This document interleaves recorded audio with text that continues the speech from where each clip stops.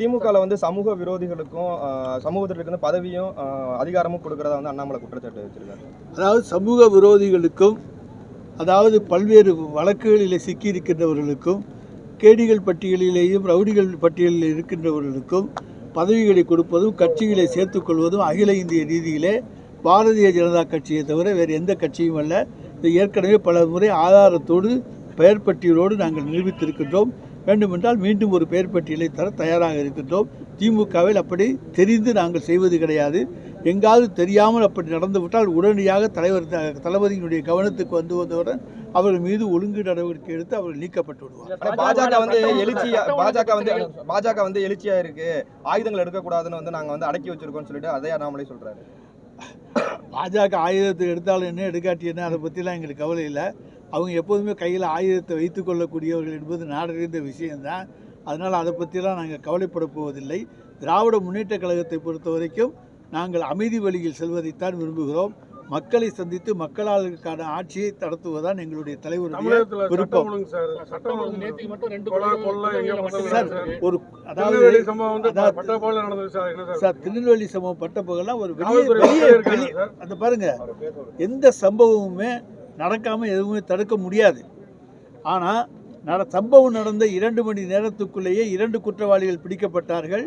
மொத்தம் 4 குற்றவாளிகள் பிடிக்கப்பட்டிருக்கிறார்கள். மீதி பேர் தேடிப்பட்டு கொண்டிருக்கிறார்கள். எனவே காவல்துறை விரைந்து செயல்பட்டு 4 குற்றவாளிகளை 2 மணி நேரத்துக்குள்ளே கொண்டு கைது செய்திருக்கிறார்கள் என்று சொன்னால் காவல்துறையை நீங்கள் பாராட்ட வேண்டுமே தவிர அங்கே சட்டம் ஒழுங்கு சரியில்லை என்று குறை சொல்வது எந்த வகையிலே நியாயமாகும்? யாருமே எதிர்பார்க்க முடியாதுங்க. இப்போ இந்த இடத்துல நீங்கள் யாராச்சும் ஒருத்தர் அறிவாளாலும் இன்னொருத்தரை வெட்ட போறீங்க நாங்கள் யாரும் நினைக்க முடியுமா? அமைச்சர் முன்னிலையிலேயே அறிவாளால் வெட்டப்பட்டது என்கின்ற சம்பவம் அடுத்த நிமிடம் வரும். அதனால் இதை வந்து யாரும் எதிர்பார்க்க முடியாது. இந்த கூட்டத்துக்குள்ள என்ன வேணாலும் நடக்கலாம். ஆனால் அது நடந்தவுடன் அதை தடுக்கக்கூடிய சக்தி இருக்கிறதா என்று பார்க்க வேண்டும். தடுக்கக்கூடிய சக்தி இன்றைக்கு திராவிட முன்னேற்ற கழக ஆட்சிக்கு இருக்கிறது. நாங்கள் தடுக்கிறோம். இல்ல சார், நீதிமன்ற வளாகத்தில் நடக்கக்கூடிய சம்பவங்கள் வெளியே நீதிமன்ற வளாகத்துக்கு வெளியே சார், நீதிமன்ற வளாகம்னா என்ன? அது இதுவா? அது வெளியே நடந்ததுக்கு, அது வெளியே நடக்கிற சம்பவத்துக்கு நாங்கள் எப்படி பொறுப்பாக முடியும்? உடனடியாக கண்டுபிடிச்சிருக்கோம், அதை பாராட்டணும். ஆனால் பாராட்டுறதுக்கு மனம் இல்லாமல் இங்கே சட்டம் ஒழுங்கு சரிகளை கட்டிவிட்டது என்று தொடர்ந்து அதே மாதிரி பல்லவியை பாடிக்கொண்டிருக்கின்ற பாட்டு இதைத்தான் நான் கேட்கிறோமே தவிர எங்களை பாராட்டுவதற்கு அவர்களுக்கு மனமில்லை. ஆனால் நாங்கள் வேண்டுமென்று எதுவும் செய்யலை. அவங்க தூத்துக்குடி மரணம்லாம் உங்களுக்கு தெரியும். காவல் நிலையத்தில் அடித்து துன்புறுத்தி 4 நாள் சித்திரவதை பண்ணி கொலை செய்யப்பட்டதெல்லாம் உங்களுக்கு நன்றாக தெரியும். அந்த மாதிரி சம்பவங்கள் ஏதாவது எங்கள் ஆட்சியில் நடந்திருக்கிறதா? எங்களுடைய முதலமைச்சர் அதுக்கு ஒருபோதும் அனுமதி தர மாட்டார். எடப்பாடி பழனிசாமி மீது கடுமையான குற்றச்சாட்டு முன்வைக்கிறீங்க. பழமொழிலாம் சொல்றீங்க, புறமப்பட்டா உடல் வந்து கேடு, வயிறு இருந்துச்சுன்னா உடல் வந்து கேடுன்னு சொல்றீங்க. அவர் ஒரு சரியான விமர்சனத்தை முன்வைக்கிறாரு, சட்ட ஒழுங்கு சரியில்லைன்னு சொல்றாரு. அதுக்கு இன்னும் கடுமையான வார்த்தைகளை பயன்படுத்துறோம். அதாவது சட்டம் ஒழுங்கு சரியில்லை என்று சொல்லுகிற எடப்பாடி அம்பேத்கரை பற்றி, அதுவும் பாபா சாஹிப் அண்ணல் அம்பேத்கர் இன்றைக்கு இந்தியாவுக்கே பொதுவானவர், சட்டமேதை. நம்முடைய அரசியலமைப்பு சட்டத்தை வைத்துக்கொண்டு தான் இன்றைக்கு நம்ம இந்திய அரசாங்கமே நடந்து கொண்டிருக்கிறது. மதசார்பற்ற சோசியலிச சமுதாயம் என்கின்ற வார்த்தையை அதில் சேர்த்து இந்தியாவையே உலகத்திலேயே ஒரு மதசார்பற்ற நாடாக உருவாக்கியவர் அண்ணல் அம்பேத்கர் அவர்கள். அவரை பற்றி கருத்து கேட்டால் ஜெயக்குமாருடைய கருத்து தான் என்னுடைய கருத்து என்று சொல்லிக் கொள்வதற்கு ஒரு கட்சியினுடைய பொதுச் செயலாளர் எதுக்கு? பொங்கல் தினத்தன்று யுஜிசி நெட்டு தேர்வை வந்து மத்திய அரசு வந்து வச்சிருக்காங்க. அதை நம்ம எப்படி சார் பார்க்கணும்? நிச்சயமாக அதுக்கு ஆட்சேபனை தெரிவிப்போம். ஏன்னா பொங்கல் என்பது தமிழர்களுடைய திருநாள், தமிழர் பண்டிகை. அதோடு இல்லாமல் அதை வந்து கேரளாவிலையும் கொண்டாடுறாங்க, ஒவ்வொரு இடத்துல ஒவ்வொரு பேரில் கொண்டாடுறாங்க. தென் மாநிலங்களில் கொண்டாடப்படுகிற ஒரு திருநாள் அந்த நாள். எனவே தமிழர் திருநாள் பொங்கல் என்பது 3 நாள் தொடர் விடுமுறையாக வருகின்ற நாள். எனவே அப்படிப்பட்ட தினத்திலே அந்த யுஜிசி எக்ஸாம் வைப்பது என்பது ஏற்றுக்கொள்ளக்கூடியதல்ல. அதை மாண்புமிகு முதலமைச்சர் அவர்கள் யுஜிசியினுடைய கவனத்திற்கு கொண்டு செல்வார்.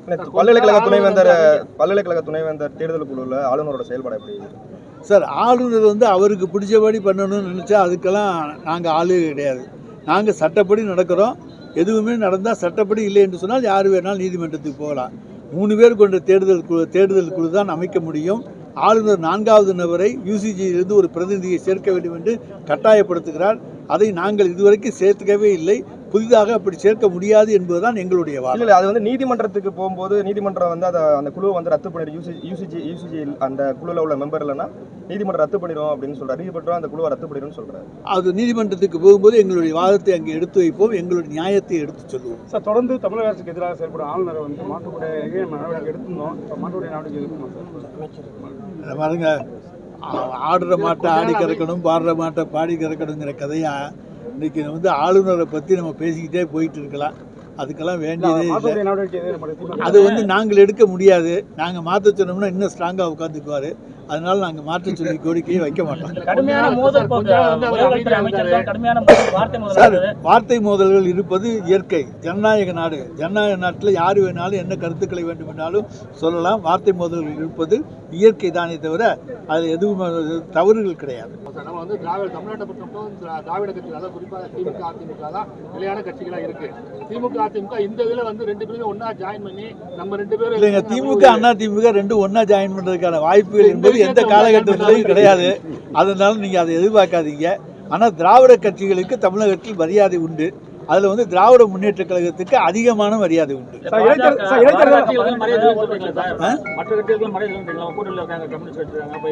எல்லாருக்குமே உண்டுங்க சார். எல்லாரும் கூட்டணியில இருக்காங்க சார்.